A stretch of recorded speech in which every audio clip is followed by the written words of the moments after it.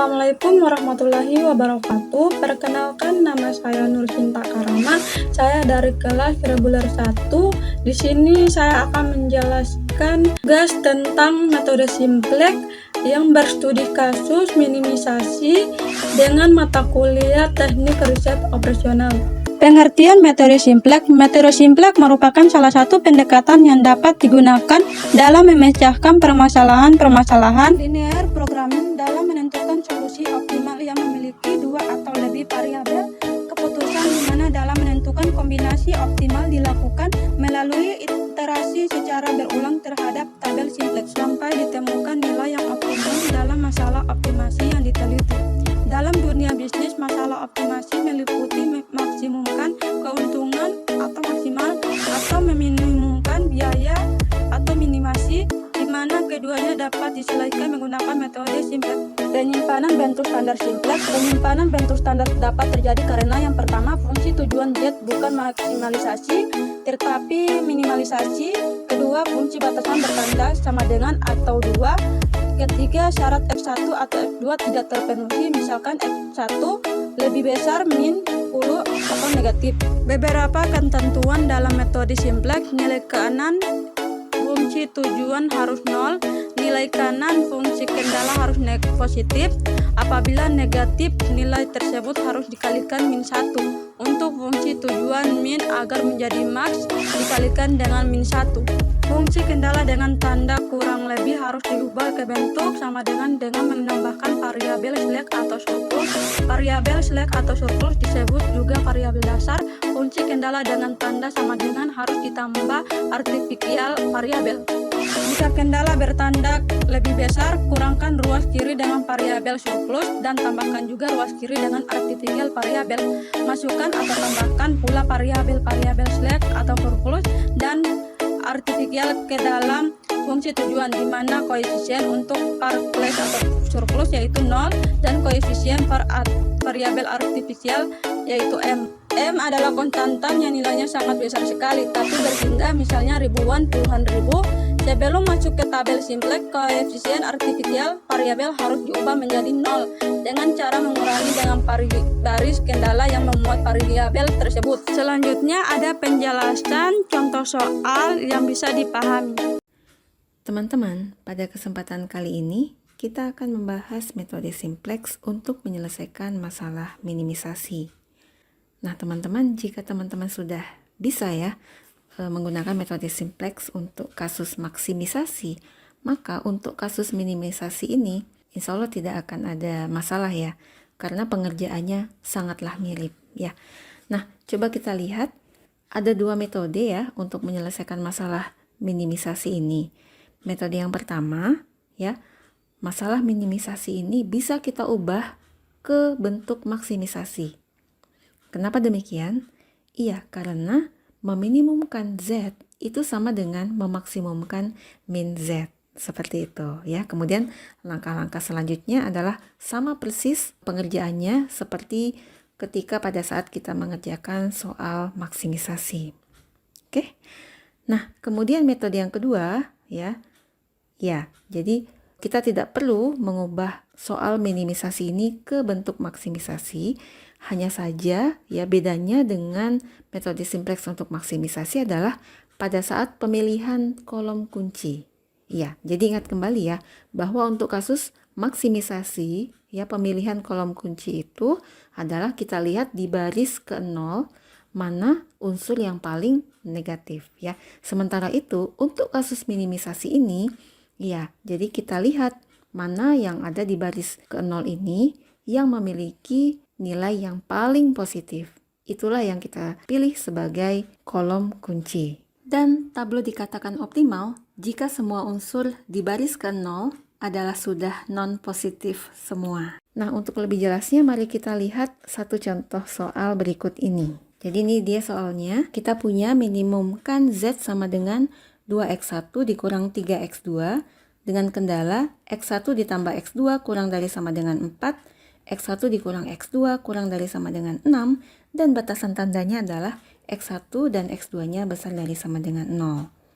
Nah, ini sangat sederhana ya, karena constraint-nya ini sudah dalam bentuk kurang dari atau sama dengan semua.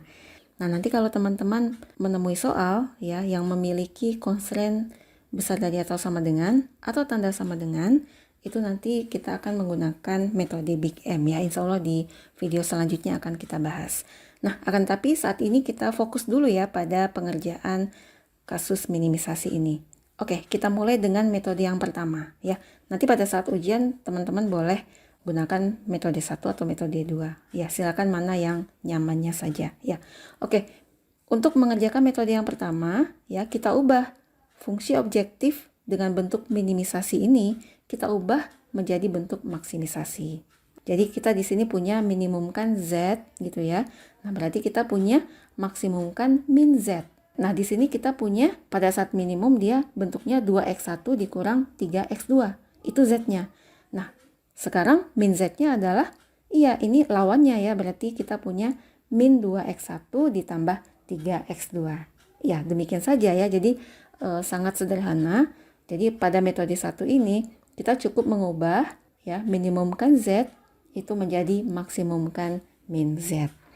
Nah, kemudian ciri khas dari metode simplex ini adalah kita ubah ya constraint ini menjadi bentuk kanonik. Ya, sehingga kita punya x1 ditambah x2 ditambah s1 sama dengan 4. Ya, ingat ya bahwa s1 adalah variabel select untuk constraint yang pertama.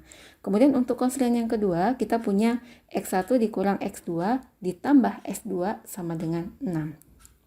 Nah, sementara itu ya fungsi objektifnya kalau kita ubah ke dalam bentuk standar berarti kita punya min Z ya ditambah 2x1 dikurang 3x2 kurang 0x1 dikurang 0x2 sama dengan 0 seperti itu. Nah, sekarang ya ini semua kita ubah atau kita sadur ke dalam tableau. Nah, hati-hati ya di sini untuk tableau ya. Jangan kita letakkan Z sebagai variabel yang terlibat ya. Iya, tetapi kita letakkan min Z. Gitu ya. Jadi kita punya min Z, kemudian X1, X2, S1, S2. Dan jangan lupa letakkan juga RHS. Baik ya, jadi kita tulis koefisien-koefisiennya, maka kita punya bentuknya atau tableau yang pertama adalah seperti ini. Oke, nah sekarang apakah tableau ini sudah optimal? Ya tentu saja tidak ya, karena masih ada unsur yang negatif. Nah baik, langkah selanjutnya adalah kita pilih kolom kunci. Nah untuk memilih kolom kunci ini tentunya mana yang paling negatif di baris ke-0 ini. Ya, ini baris ke-0, ini baris ke-1, ini baris kedua. Oke, yang paling negatif dan memang satu-satunya ini adalah ya di sini ya. Oke, jadi ini adalah kolom kunci. Nah, sementara itu ya untuk memilih baris kunci ya kita hitung rasionya. Ya, rasio adalah ya kita bandingkan ya kita bagi antara RHS dengan unsur di kolom kunci ya. Jadi kita punya di sini ya yang ini kita punya 4 dibagi 1 yaitu 4. Kemudian yang baris kedua ini tidak boleh ya karena dia membagi dengan negatif ya. Baik, kita lengkapi di sini basisnya yang ini min Z, kemudian yang ini adalah S1, yang ini S2. Nah, jadi ingat bahwa kolom kunci dan baris kunci itu berpotongan di unsur pivot ya atau unsur kunci. Dan inilah yang menjadi unsur kuncinya ya. Baik, ya jadi kita ke tableau yang kedua ya. Kita perlu operasi baris dasar sehingga ini akan menjadi 0 dan ini juga 0. Oke. Nah, cepat saja di sini ya. Bagi teman-teman yang belum familiar sama operasi baris dasar boleh lihat di video sebelumnya. Baik ya. Di sini kita punya B1 aksen sebut saja itu sama dengan B1 karena dia unsurnya sudah 1 ya kebetulan. Sementara itu B0 aksen ya ini harus kita jadikan 0. Caranya adalah ya B0 mula-mula ditambah 3 kali B1 ya atau boleh 3 kali B1 aksen ya. Kebetulan ini unsurnya dia sudah 1 ya jadi nggak masalah. Sementara itu yang B2 aksen itu adalah B2 ditambah dengan B1 aksen seperti itu. Silakan ya dioperasikan dan diverifikasi ya nanti kita punya hasilnya ya tableau seperti ini ya. Kita sebut ini tableau yang kedua. Nah, sekarang kita evaluasi, ya tablo yang kedua ini sudah optimal atau belum? Ya, tentunya sudah optimal ya. Karena ini kan kasus maksimisasi ya, yang kita kerjakan ya, maksimisasi min Z ya. Nah, kita lihat unsur-unsur di baris ke-0 semuanya sudah tidak ada yang negatif. Sehingga ini adalah ya tablo yang optimal dengan solusi X2 sama dengan 4, S2 sama dengan 10, dan nilai min Z-nya adalah 12. Oke. Nah, hati-hati ya, di sini kan min Z-nya adalah 12. Berarti kalau ditanya Z, iya betul, Z-nya adalah min 12. Baik ya, jadi itu dia pengerjaan kasus minimisasi untuk metode yang pertama. Bisa dipahami ya, jadi intinya kita ubah ke dalam bentuk maksimisasi. Ya, akan tetapi apa? Maksimisasi min Z. Oke, nah sekarang kita lanjutkan ke metode yang kedua. Nah, di metode yang kedua ini, kita tidak mengubah bentuk minimisasi menjadi maksimisasi ya. Jadi kita biarkan apa adanya. Jadi kita punya soal aslinya seperti ini ya. Kemudian kita ubah ke dalam bentuk kanonik ya. Seperti ini. Dan kita tuangkan ke dalam tablo. Ya, seperti ini. Nah, sekarang ya, untuk menentukan kolom kunci. Nah, di sini bedanya ya. Jadi kalau pada soal maksimisasi, kita pilih mana baris ke-0 ini yang memiliki unsur yang paling negatif ya. Nah, tapi kalau untuk kasus minimisasi, ya kita pilih mana yang ada di baris ke-0 ini yang memiliki unsur paling positif ya. Nah, di sini memang satu-satunya di kolom ini ya. Seperti itu. Nah, jadi inilah kolom kuncinya. Nah, sementara itu, untuk memilih baris kunci, ya tetap kita lakukan uji rasionya ya. Jadi kita bagi unsur-unsur di RHS ini dengan unsur-unsur yang ada di kolom kunci. Ya, jadi kita punya ini 4 dan yang ini tidak boleh ya karena membagi dengan negatif. Dan tetap ya kita pilih mana yang paling kecil seperti itu. Nah, di sini kebetulan satu-satunya yang paling kecil itu yang di sini 4 ya. Nah, berarti di sini unsur kuncinya adalah ya 1 ya. Nah, sekarang kita menuju ke tablo 2. Jadi yang ini harus kita jadikan 0 dan yang ini kita jadikan 0.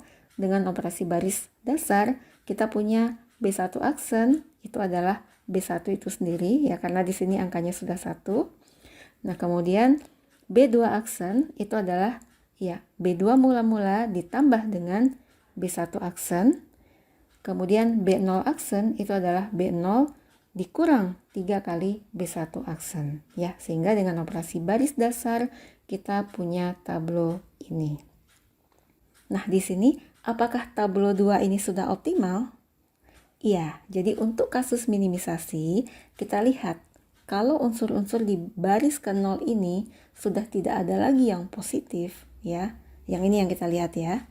Nah, maka ya dia sudah optimal seperti itu ya, sehingga kita punya ya solusinya adalah X2 sama dengan 4 dan S2 sama dengan 10 dengan nilai Z sama dengan min 12.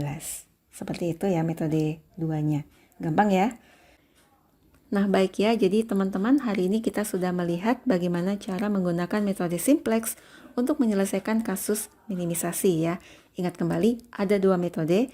Metode yang pertama kita ubah bentuk minimisasi ya, minimumkan Z kita ubah menjadi maksimumkan min Z. Kemudian langkah selanjutnya sama.